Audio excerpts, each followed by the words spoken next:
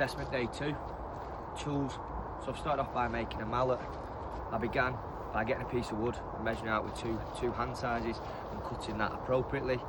I then put in a safety guide with a saw, a bow saw, all the way around to stop my wood splitting right through. I then began with an axe and a mallet to split off the piece of wood to create this lovely smooth handle. Using a fixed blade knife, I then whittled round to make it nice and smooth to place your hand on.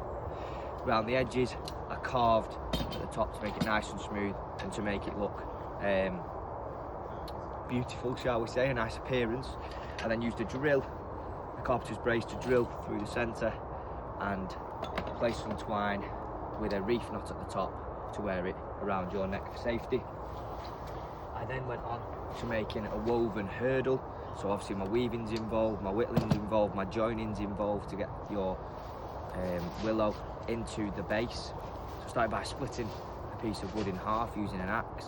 I then used a carpenter's brace or an auger to drill the holes. I then whittled the edge and hammered in my 3 pieces of willow, make sure that I intertwine my willow opposingly to create the appropriate shape that you see here in my hurdle. I then went on to create a tabletop spinner. I cut an appropriate sized piece of wood using my saw. I cut into the middle to make sure that my handle does not snap or snap through.